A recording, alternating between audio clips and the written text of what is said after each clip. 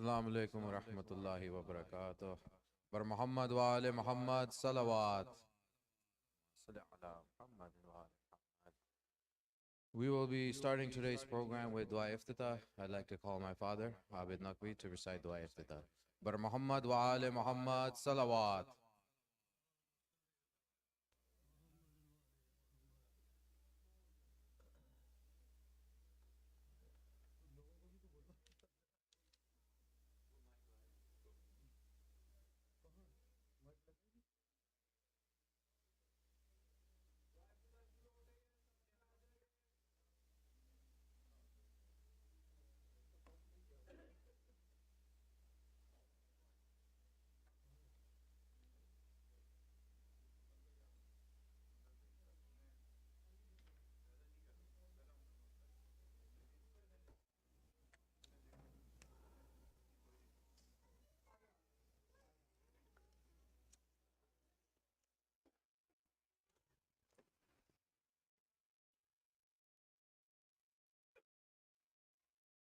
بسم الله الرحمن الرحيم اللهم صل على محمد وآل محمد اللهم صل على محمد وآل محمد بسم الله الرحمن الرحيم اللهم صل على محمد وآل محمد اللهم إني أسألك أن تجعل فيما تقضي وتقدر من الأمر المحتوم في الأمر الحكيم من القضاء الذي لا يرد ولا يبدل أن تكتبني من حجاج بيتك الحرام المبرور حجهم المشكور سعيهم المغفور ذنوبهم المكفر عن سيئاتهم وأن تجعل فيما تقضي وتقدر أن تطيلهم لي في خير وعافية وتواسع في رزقي وتجعلني ممن تنتصر به لدينك ولا تستبدل بي غيري بسم الله الرحمن الرحيم أعوذ بجلال وجهك الكريم أن تنقضي عن شهر رمضان أو يطلع الفجر من الليلة هذه ولك قبلي تابعة وأو ذنب تعذبني عليه صلوات اللهم صل على محمد وآل محمد بسم الله الرحمن الرحيم سبحان الله والحمد لله ولا إله إلا الله والله أكبر ولا حول ولا قوة إلا بالله العلي العظيم اللهم صل على بسم الله الرحمن الرحيم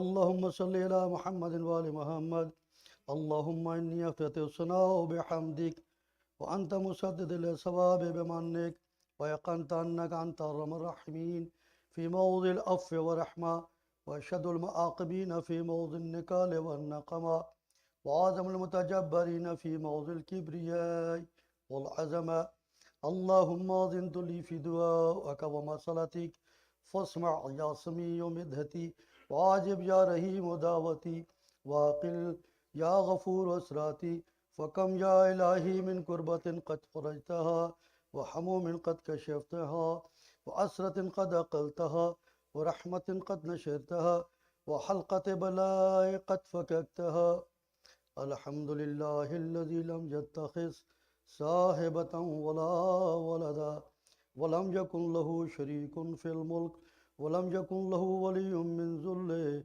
وكبره تكبيرا الله أكبر الله أكبر الله أكبر اللهم صل على محمد وآل محمد الحمد لله بجميع محامده كلها على جميع نعمه كلها الحمد لله الذي لا مزاد له في ملكه ولا مناظع له في أمره الحمد لله الذي لا شريك له في خلقه ولا شبيه له في عظمته الحمد لله فاشل في الخلق أمره وحمده الظاهر بالكرم مجده الباسط بالجود يده الذي لا تنقص خزائنه ولا تزيده كثرة العطاء إلا جودا وكرما إنه هو العزيز الوهاب اللهم إني أسألك قليلا من كثير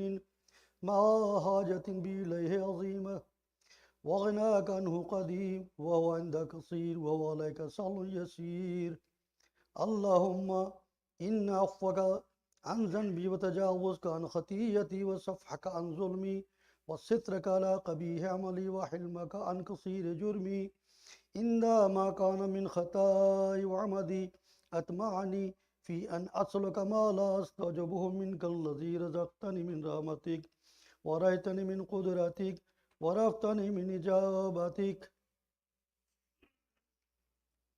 فسرت عدوك آمنا وأسألك مستانسا لا خائفا ولا وجلا مضلا عليك فيما قصدت فيه إليك وإن أبتى عني أتبت بجهلي إليك لعل الذي أبتى عني هو خير لي لعلمك بعاقبة الأمور فلم أرى مولا كريما أصبر على عبد العيم منك علي يا رب إنك تدعوني فأولي عنك وتتحب إلي وتبغض إليك وتتودد إلي فلا أقبل منك كأن لي يتطول عليك فلم يمنعك ذلك من رحمتي لي ولسان إلي وتفضل إلي بجودك وكرمك فارحم عبدك الجاهل وجد عليه بفضل إحسانك إنك جواد كريم صلوات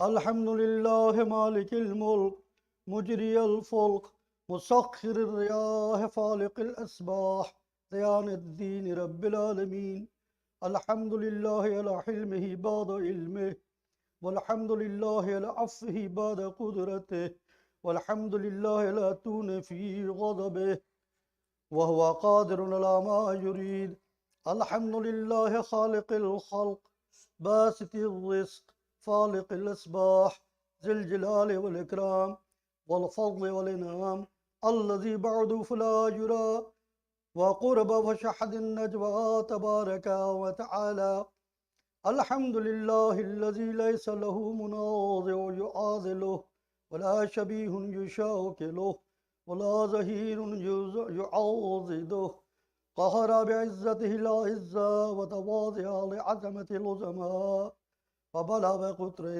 بقدرته ما يشاء الحمد لله الذي يجيبني حين أنادي ويستر لي كل عورة وأنا عاصيه ويعظم نعمته علي فلا أجازيه فكم من موحبة هنيئة قد أتاني وعظيمة مخوفة قد كفاني وبحجة مونقة قد راني فأثني عليه حامدا وأذكره مسبحا الحمد لله الذي لا يحدق حجابه ولا تغلق بابه ولا يرد سائله ولا يخيب عامله الحمد لله الذي يؤمن الخائفين وينجي الصالحين ويرفع المستضعفين ويعزع المستكبرين ويحلق ملوكا ويختفلف الآخرين الحمد لله قاسم الجبارين مبير الظالمين مدرك الهاربين نكال الظالمين صريخ المستصرخين مغضي الحاجات الطالبين معتمد المؤمنين الحمد لله الذي من خشيته ترض السماء وسكانها وترجف الأرض وأمارها وتموج البحار ومن يصبح في غمراتها الحمد لله الذي هدانا لهذا وما كنا لنهتدي لولا أن هدانا الله الحمد لله الذي يخلق ولم يخلق ويرزق ولا يرزق ويطعم ولا يطعم ويميت الأحياء ويحيي الموت وهو حي لا يموت بيده الخير وهو على كل شيء قدير اللهم صل على محمد عبدك ورسولك وعمينك وصفيك وحبيبك وخياراتك من خلقك وحافظ سرك ومبلغ رسالاتك وأفضل وأحسن وأجمل وأكمل وأزكى وأنمى وأطيب وأطهر وأسنى وأكثر ما صليت وباركت وترحمت وتحننت وسلمت على أحد من عبادك وأنبيائك ورسولك وصفاتك وأهل كرامة إليك من خلقك اللهم وصل على علي الأمير المؤمنين علي بن أبي طالب ووصي رسول رب العالمين عبدك ووليك وأخي رسولك وحجتك على خلقك وآيتك الكبرى ونبع العظيم وصل على صديقة الطاهرة فاطمة الزهراء سيدة النساء العالمين وصل على سبطي الرحمة وإمام الهدى الحسن الحسين سيد الشباب أهل الجنة وصل على أئمة المسلمين علي بن الحسين ومحمد بن علي وجعفر بن محمد وموسى بن جعفر ولي بن موسى ومحمد بن علي ولي بن محمد والحسن بن علي والخلف الحاضي المهدي حجاجك على عبادك ومناك في بلادك صلوات قصيرة دائمة. اللهم وصل على أمرك القائم المؤمل والعدل المنتظر وهفه بملائكتك المقربين وعيده بروح القدس يا رب العالمين. صلوات محمد وآله محمد. اللهم اجعل هداي إلى كتابك والقائم بدينك استخلف في الأرض كما استخلفت الذي من قبله مكن له دينه الذي ارتزيته له عبده من بعد خوفه يمنا يعبدك لا يشرك بك شيئا. اللهم أعزز به وانصره به وانصره ونصرا به ونصره نصرا عزيزا وافتح له فتحا يسيرا واجعل له من لدنك سلطانا نصيرا. اللهم زحر به دينك وسنة نبيك حتى لا يستخفي بشيء من الحق مخافة أحد من الخلق. أما اللهم إنا نرغب إليك في دولة كريمة تعز بها الإسلام وأهله تظل بها النفاق وأهله تجعل لنا فيها من الدعاة إلى طاعتك وقادات إلى سبيلك وترزقنا بها كرامة الدنيا والآخرة. اللهم ما عرفتنا من الحق فحملنا وما قصرنا عنه فبلغنا. اللهم المن به شخصنا وشبه صدقنا وارتق به فتقنا وكسر به أعزز به ذلتنا وأغن به أوئلنا واغز به عن مغرمنا واجبر به فقرنا وسد به خلتنا ويسر به يسرنا وبيض به وجوهنا وفك به يسرنا وانجب به طلبتنا وانجز به مواعيدنا واستعجب به دعوتنا وآتنا به سؤالنا وبلغناه به من الدنيا والآخرة حمالنا وآتنا به فوق رغبتنا يا خير المسؤولين أوص المعطيين اشف به صدورنا واذهب به غيظ قلوبنا واهدنا به لما اختلف فيه من الحق بإذنك إنك تهدي من تشاء إلى صراط المستقيم وانصرنا به على عدوك وعدونا إله الحق الآمين. صلوات اللهم صل على محمد وآل محمد. اللهم إنا نشكو إليك فقد نبينا صلواتك عليه وآله وغيبة ولينا وكثرة عدونا وقلة عددنا وشدة الفتن بنا تظاهر الزمان إلينا فصل على محمد وآله وأعن على ذلك بفتح منك تؤجله وبضر تكشفه ونصر تعزه وسلطان حق تظهره ورحمة منك تجللناها وعافية منك تلبسناها برحمتك يا أرحم الراحمين. اللهم صل على محمد وآل محمد. بسم اللہ الرحمن الرحیم. یہ روزانہ ہم لوگ دعائیں پڑھتے ہیں، اس کا کچھ مطلب بھی پتہ ہونا چاہیے، خاص کر ینگسٹر کے لیے. بوڑھوں میں تو تھوڑا بہت آئیڈیا ہو جاتا ہے سن کے. بسم اللہ الرحمن الرحیم.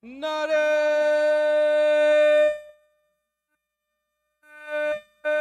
Haidari. Bar Muhammad wale Muhammad salawat. ما صل على محمد وآل محمد.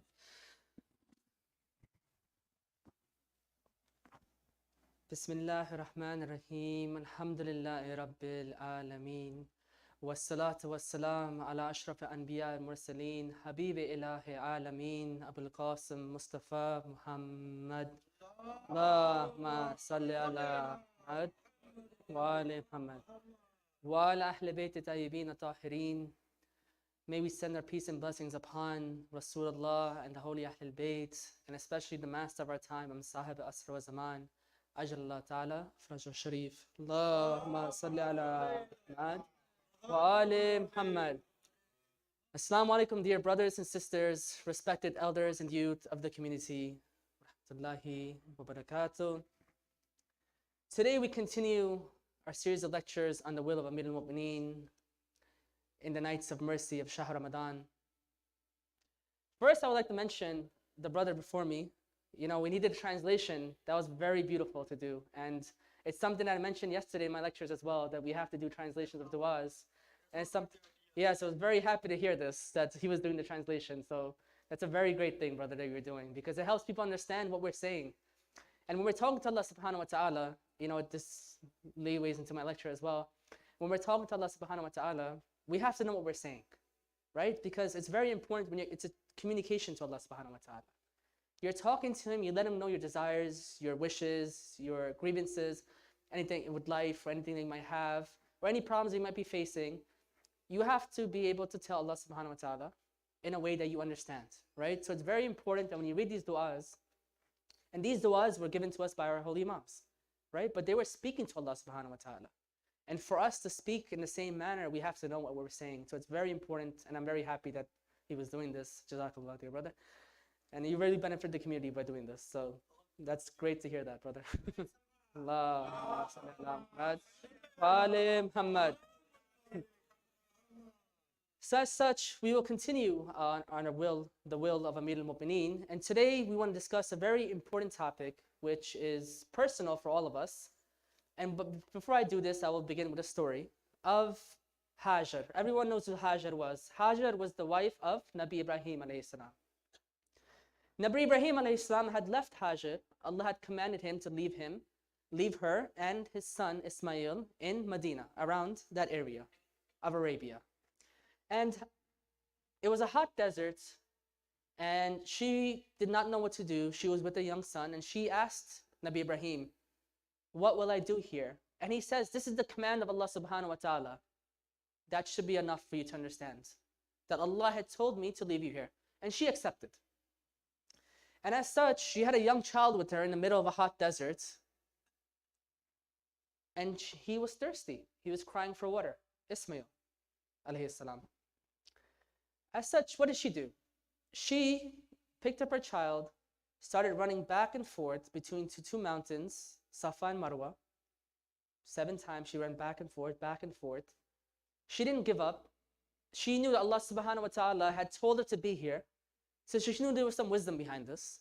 And she had to stay in this area. She did not know what was going to happen, how she was going to give her child water who was thirsty. But she ran back and forth.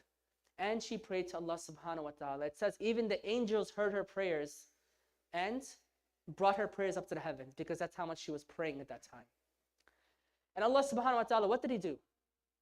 He loved the act of Hajar so much that what did He do? He made the spring that come out from the ground, which is where you get the water of Zamzam from. And then He memorialized this act of Hajar for generations to come to the end of time. In the part of Hajj, we have to run between the 2 mountains. This teaches us a very important lesson, this act of running between the mountains.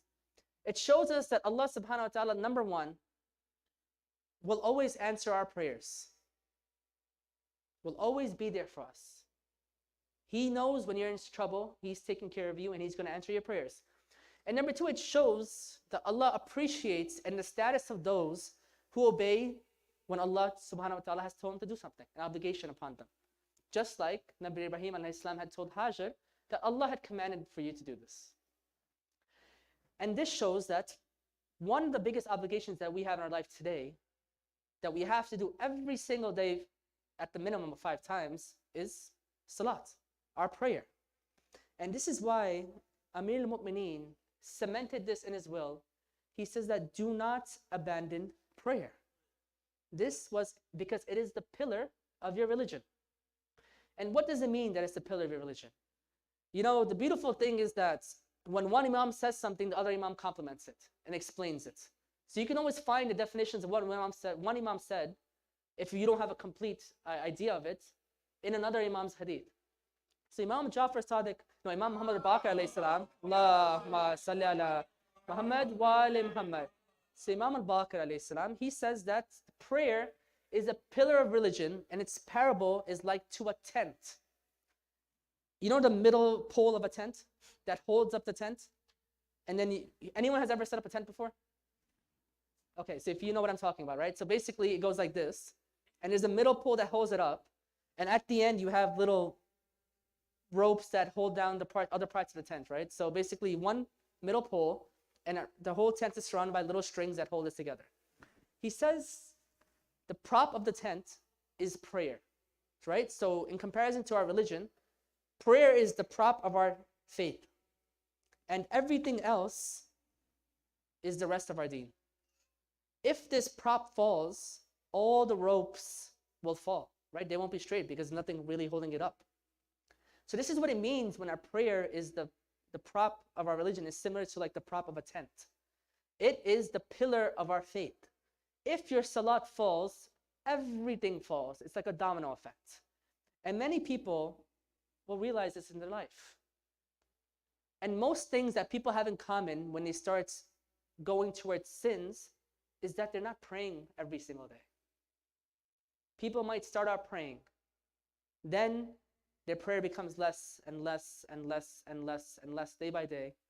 They may do 5, then they may do 3, they may do 2. Or if they're doing 5 prayers on time, they start delaying them. That eventually leads them towards sin.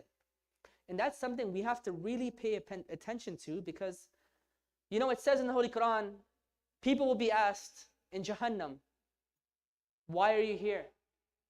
They will say one sentence: we were not those who prayed. Remember this. We were not those who prayed. That is the sentence Allah says in the Holy Quran and teaches us a lesson how important prayer is. And shaitan will come to you left and right, because the biggest defeat of shaitan is what? So what took shaitan away from in the good faith of Allah subhanahu wa ta'ala? What took him away from that? He did not bow, right? What is bowing? Sujood, sajda. He did not do sajda. So shaitan's biggest, I guess, arch nemesis, you can say, is the sajda itself. Shaitan will do anything in his life to make sure you stay away from doing sajda.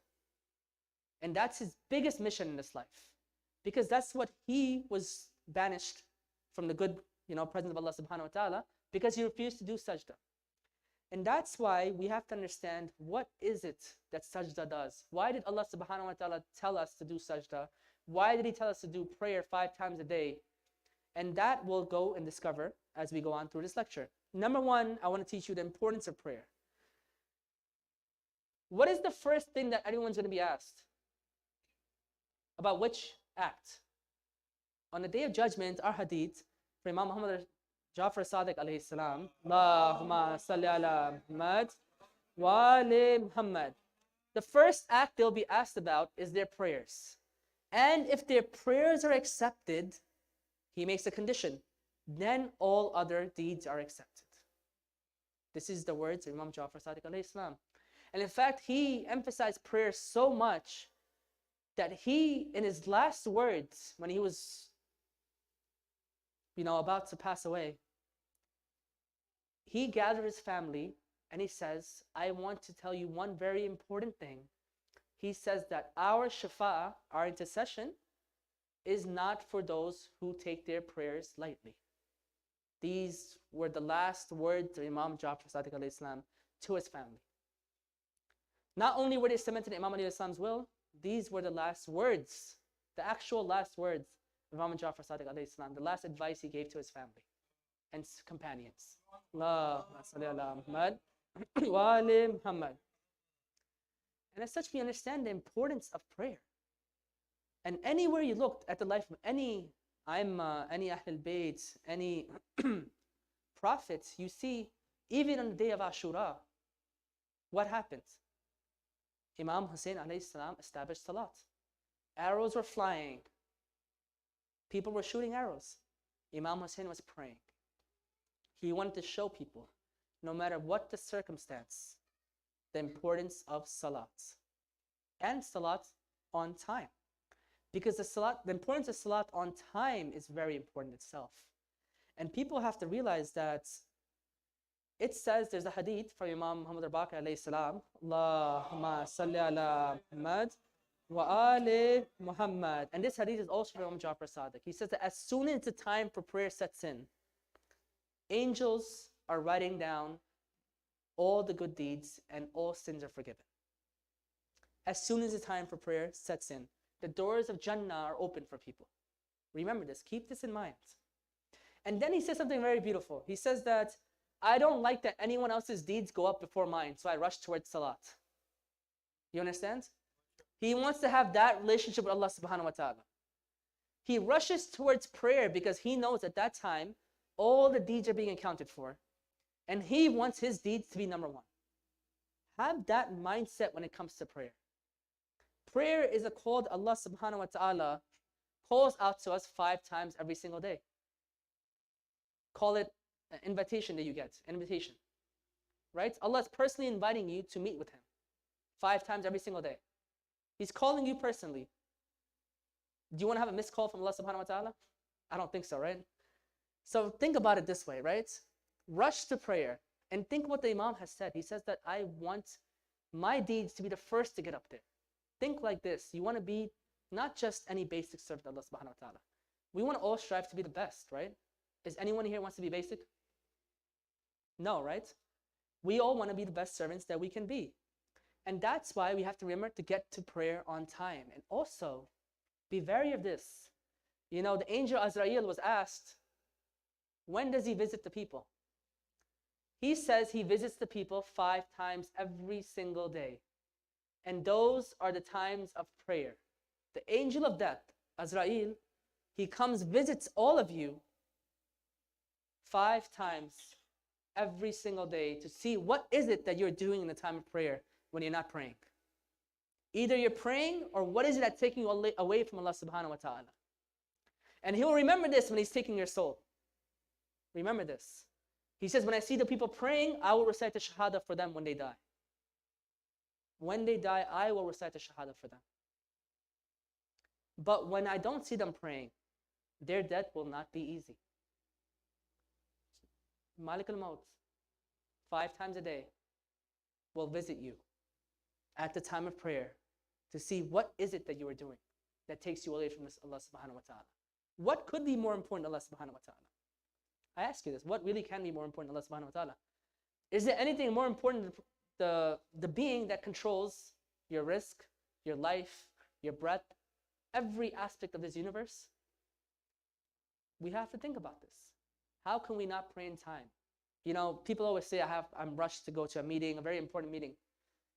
Who decides the outcome of that meeting? Allah subhanahu wa ta'ala. If you're forsaking the meeting with the CEO of the entire world to go meet a boss of a random company, what do you think is going to happen to you in this life? Think about it this way. He controls all outcomes.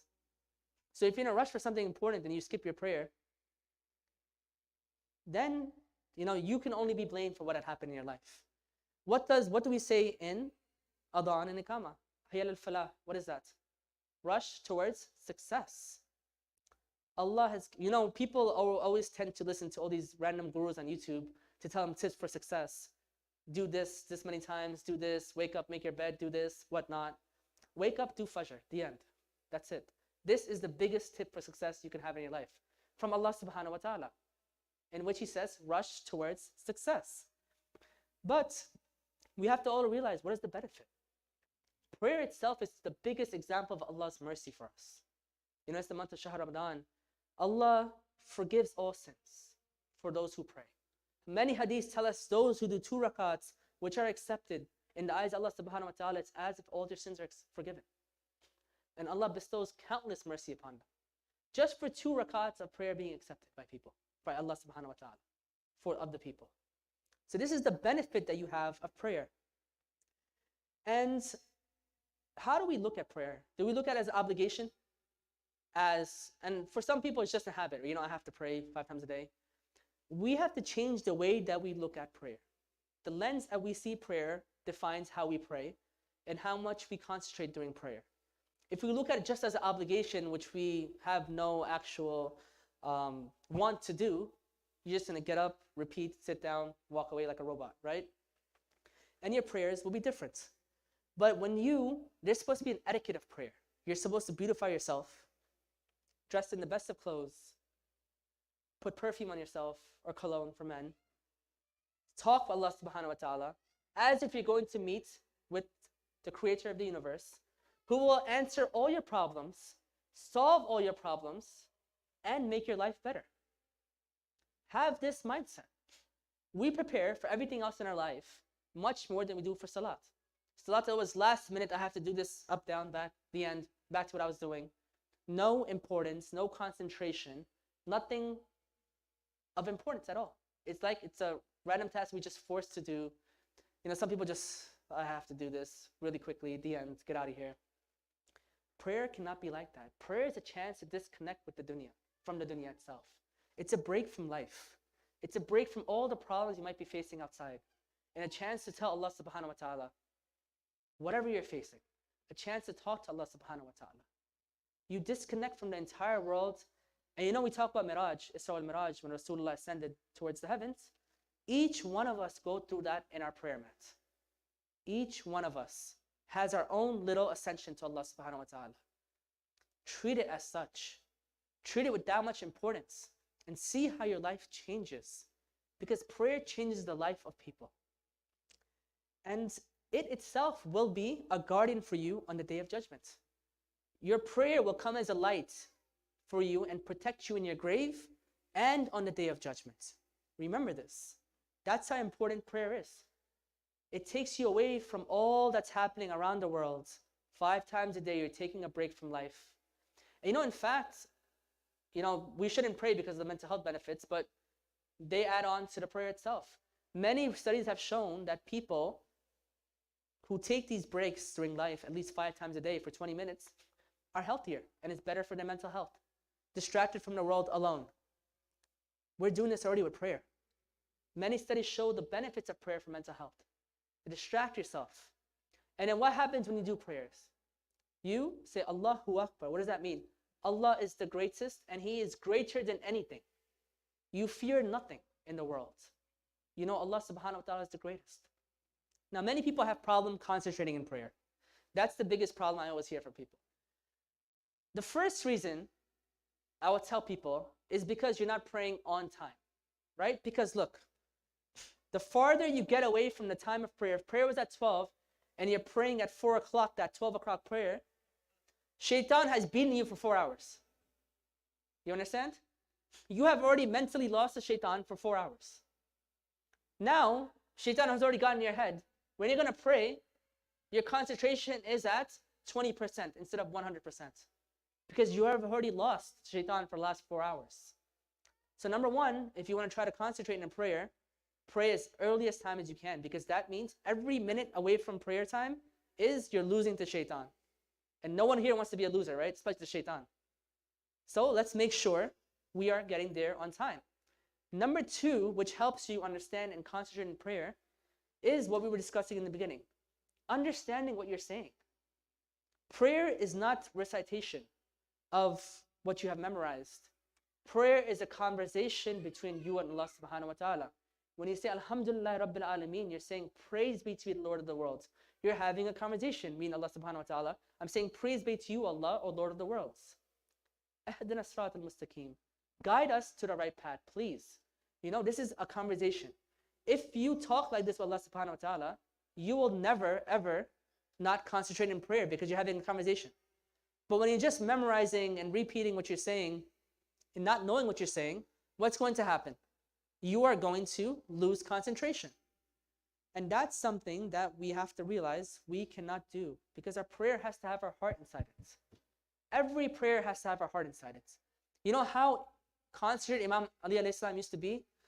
There used to be a companion one day, he's following Amir al-Mu'mineen, and Amir al-Mu'mineen is going to the forest. And he goes down for sujood, and he wanted to talk to him, so he's waiting for him. Minutes pass by, hours pass by, couple more hours pass by, and he's wondering, he's like, oh my God, Amir al-Mu'mineen has passed away. He tried to move him, he's not moving. He runs towards the house of Sayyidah Fatima Zahra alayhi salam, and he says, oh Zahra, your husband Ali, Amir al-Mu'mineen, has passed away. And she says, no, he's just praying. That's how much concentration he has in his sujood. The guy tried to move him for hours. He was not moving from that sujood. In fact, in the Battle of Siffin, what happens? When they had to take the arrow out of Amir al-Mu'mineen, what did they do? Took it out of him while he was in prayer. And Imam Ali alayhi salam's life itself is a parable of prayer. He was born in the Holy Kaaba. During the Rukut, he gave the zakat. And he was martyred in sujood. And in sujood, when he was martyred, what did he say? By the Lord, the Kaaba, I am successful. Why? Because he died in that position of sujood. That was his greatest achievement in life, which he was the most proud of. To die in sujood, be martyred in the way of Allah subhanahu wa ta'ala, in sujood to Allah subhanahu wa ta'ala. So that shows us the importance of prayer and how we have to take prayer seriously. And you know what? Prayer, it keeps you away, no matter what happens, the connection between Allah subhanahu wa ta'ala. And I'm telling you this, you will sin in your life if you're not praying 5 times a day. When you are praying 5 times a day, the chances of you sinning are very less. Why? Because you always have in mind, I have to go pray. I have to do wudu, I have to be ready, I have to go pray. Allah is always on your mind.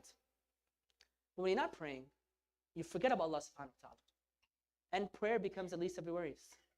In fact, it says that people who forsake prayer could be considered out of the fold of Islam eventually. Right? That's a hadith. So remember the importance of prayer. People who do not believe prayer is important are considered to be out of the fold of Islam. That's how important prayer is. And I'll tell you a story which shows you how, even if no matter what you're doing in your life, prayer will keep you connected and bring you back to Allah subhanahu wa ta'ala. One day, there's a caravan of, people going towards Umrah or Hajj. And on the way, they get robbed, right, by a thief, and it's his people. They come and rob them. What happens after that? They see, after the thief had robbed them, the thief starts praying. So now he's really confused. He's like, what's going on? He just robbed us and he's praying to Allah subhanahu wa ta'ala. It's a really confusing situation, right?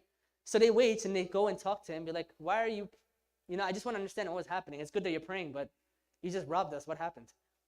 So he tells me, the robber, he tells the group, the caravan, someone had always told me, make sure you never break that thread you have with Allah subhanahu wa ta'ala. Even if it's a little as thin as a thread, never break your connection with Allah subhanahu wa ta'ala. Never break your connection. So that's why no matter what I do in life, I always make sure I try to pray. Now you must be thinking, what's the point of his prayer? But you'll realize when I finish the story, at the end, the same scholar, he goes to Hajj, and he sees one day, there's a big crowd surrounding a very knowledgeable individual who became a sheikh. And guess who it was? That robber, right? Now you understand the points? He never, no matter what he was doing, sinning in his life, no one should do this, but no matter what he was doing, he kept a thread with Allah subhanahu wa ta'ala. Even if it was as thin as 1 prayer a day, he made sure he never let go of that thread with Allah subhanahu wa ta'ala, that connection. Because that prayer is a connection with Allah subhanahu wa ta'ala. Even as 1 salat a day, that is a connection. Never let go of it. Because you never know, it'll bring you back. No matter how far you've gone, it's like a rubber band. It'll keep pulling you back. Keep pulling you back. You keep going, it'll keep pulling you back. That's what a prayer is for people. And second, prayer also teaches us discipline. What is the second benefit of prayer? Discipline. 5 times a day, you know, no matter what you're doing in your life, you have to pray to Allah subhanahu wa ta'ala. You could be outside, in the middle with friends, eating, whatever it may be. And discipline, you know, you have to understand, every act of worship Allah has given us is for our own benefit. Sometimes we don't understand it. Do you know that discipline is a better, better way to determine success than one's IQ, right? So there's many studies that show that people who are more determined and have more self-discipline are more successful than people who have higher IQs. That's the correlation, right? So Allah knows that you need discipline in every aspect of your life. If you want to study and successful for an exam, you need to know you have to set aside a certain time to study every single day. You want to be successful for anything, train for anything, you have to set aside time every single day. No matter what's happening, you have to go do that task in order to be successful in that task. Prayer itself is teaching us discipline. Number 2 benefit. Number 3, it's making us less arrogant. Pride, arrogance that we have, when you're bowing down every single day to Allah subhanahu wa ta'ala, doing sujood on this earth, you realize this is the earth that you come from and you'll return to this earth. You're no greater than anyone else in this world. This is what sujood teaches you. And last, it can transform your life and it purifies you. There's a hadith from Imam Jafar Sadiq alayhi salam, Allahumma salli ala Muhammad wa ali Muhammad. He asked you a question to the people, to his companion. If there was a stream in your house there was a stream in which you can bathe 5 times a day, would you ever be dirty? No, right? The same way prayer purifies your heart 5 times a day. It washes your heart from the sins, from the world that gets inside your heart, materialistic values, whatever shaitan whispers inside you, the whispers of shaitan, whatever comes inside your heart, 5 times a day you're purifying it. It's like clearing the recycle bin inside your computer. Same thing in your heart, you're purifying it, cleaning it out. Whatever was inside there, wiped out. You start fresh every prayer, every single prayer. And as we know, Imam Muhammad al-Baqir alayhi salam, Allahumma salli ala Muhammad wa ali Muhammad. He said that there's no man in the world who does not, everyone has a white, he describes the heart as a white heart. And every time you sin, that dot, it becomes a black dot. And eventually it takes over your heart. And then once it takes over your heart, as you may have seen the last couple of lectures, I was talking about those who have ears but they cannot hear, those who have eyes but they cannot see, those who have hearts but they cannot understand. What does it mean when they have hearts they cannot understand? It's because they're covered with those black dots. All our hearts, through the sins that we do every single day, to what we hear, to what we understand, what we see, what we look at. If you're looking at wrong things, if you're hearing wrong things, if you're doing wrong things, your heart is becoming blackened. And that prayer washes your heart 5 times every single day. It gives it a clean slate. So remember this and keep this in mind. If you might feel that you're far away from Allah subhanahu wa ta'ala, go to pray. You'll come back to Allah subhanahu wa ta'ala. Because Allah has not gone nowhere. Allah is everywhere. He's always around us. And second, if you ever have any worries in your life, prayer helps you talk and give those worries and tell those worries to Allah subhanahu wa ta'ala. It helps you relieve yourself of your worries and give them to Allah subhanahu wa ta'ala. And know that Allah subhanahu wa ta'ala will take care of you no matter what happens in this life. As He has done to all the prophets before us, all the Aimah before us, all the people before us. In every single situation in the Holy Quran, Allah has always taken care of His loved ones.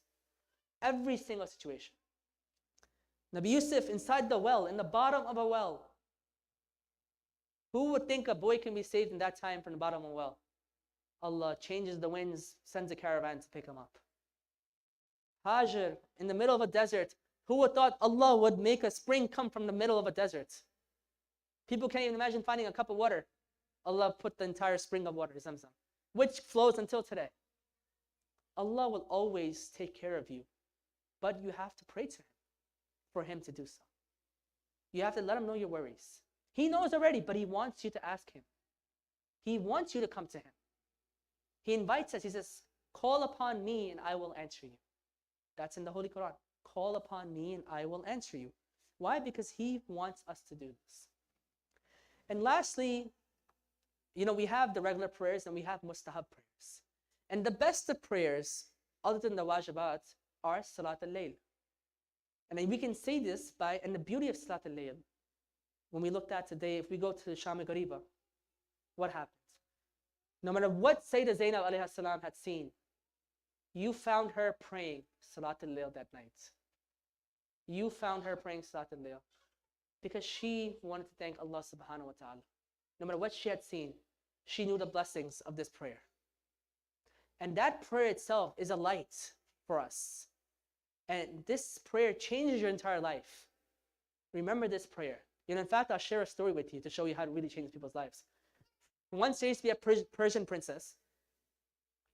She used to be very known at the time and very beautiful. And there was a man who saw her one day and ended up falling in love with her beauty. He says, I want to marry this princess. So he tells his mom, I want to marry this woman. She says, it's not possible. But they used to have a relative who used to work in the palace as a qadam, as a servant. So she says, she sees her son depressed over this woman. So she says, okay, I will help you reach that message to the princess. So that the relative gave the message to the princess. So that princess at that time, she was very, on her faith. She believed in Allah subhanahu wa ta'ala and she was very faithful. So she said, okay, if this person, so-and-so, wants to marry me, let me give him something, a test. Tell him, if he prays Salat al-Layl for 40 nights, I will accept to marry him. So, guess what? He's in love, he's going to pray. Unfortunately, we do it for the woman, but not for Allah subhanahu wa ta'ala. But he starts praying 40 nights. After a while, the mother inquires about the son, after a few weeks after the 40 nights. Are you not still interested in that princess? He says, oh, I forgot. I fell in love with Allah subhanahu wa ta'ala. You understand the beauty of the prayer? That's how important prayer is. And especially the prayers at night, because Allah wants to see who is it of His servants who wake up in the middle of the night and speak towards Allah subhanahu wa ta'ala, who call on to Him in the middle of the night. And that's the most important prayer that we can do outside of our wajibat. As such, let's all try to, number one, try to pray prayer on time. Number two, concentrate in prayer. And number three, make prayer a time of the day which you can set aside all your worries and talk to Allah subhanahu wa ta'ala. And that will change your life. And with that, let us raise our hands in dua to ask Allah subhanahu wa ta'ala to grant us infinite mercy in this month of Shahr Ramadan. And ask Allah to keep us steadfast and loyal on the path of Amir al-Mu'mineen. And we also ask Allah to make us amongst the best companions among Sahaba Asr wa Zaman, Ashra Ta'ala Fajr Sharif. And we ask Allah subhanahu wa ta'ala to heal all those who need healing across the world. We ask Allah subhanahu wa ta'ala to answer the call of all those who are oppressed around the world, especially in the Muslim nations and Gaza. And we ask Allah subhanahu wa ta'ala to grant mercy to all of us and forgiveness in this month of Shahr Ramadan. Salawat. Allahumma salli ala Muhammad wa ali Muhammad. متوجه زيارة. السلام عليك يا أبا عبد الله. السلام عليك يا ابن رسول الله. السلام عليك يا ابن أمير المؤمنين وابن سيد الوسيين. السلام عليك يا ابن فاطمة الزهراء سيدة نساء العالمين. السلام عليك يا مولاي والأنصار المستشهدين وعاك جميعا ورحمة الله وبركاته. السلام عليك أيها العبد الصالح المطيع الله ولرسوله ولأمير المؤمنين والحسن والحسين. السلام عليك يا أبو الفضل العباس يا ابن أمير المؤمنين. السلام عليك يا ابن سيد الوسيين. السلام عليكم ورحمة الله وبركاته. السلام عليك يا غريب الغرباء. السلام عليك يا مؤن الضعفاء والفقراء. السلام عليك يا مقص الشية والزوار في يوم الجزاء. السلام عليك يا أنيس النفوس أيها المدفون بأرض توس. السلطان أبو الحسن علي بن موسى الرضا الراضي بالقدر والقضاء. السلام عليكم ورحمة الله वबरकातुह। अस्सलामु अलैका या साहिबल असरि वज़्ज़मान, अस्सलामु अलैका या खलीफतुर रहमान, अस्सलामु अलैका या इमामल इंसी वल जान, अस्सलामु अलैका या शरीकल कुरान, अस्सलामु अलैका या मज़हरल ईमान, अस्सलामु अलैका या खामिल कुफ्री वत तग़यान, अस्सलामु अलैका या दाफ़िअ ज़ुल्मी वल उद्वान, अजलल्लाहु फरजक वसाहलल्लाहु मखरजक व ज़हूरक व रहमतुल्लाहि व बरकातुहू। बिस्मिल्लाहिर्रहमानिर्रहीम। अल्लाहुम्मा कुल्ले वलियकल हुज्जत इब्नुल हसन सलवातुका अलैहि व अला आबाइहि फी हाज़िहि स्साअ व फी कुल्ली स्साअ वलिय्यन व हाफ़िज़न व क़ाइदन व नासिरा व दलीलन व ऐना हत्ता तुस्किनहु अर्ज़का तौआ व तुमत्तिअहु फ़ीहा तवीला बिरहमतिका या अरहमर राहिमीन। Mu'mineen, a quick announcement.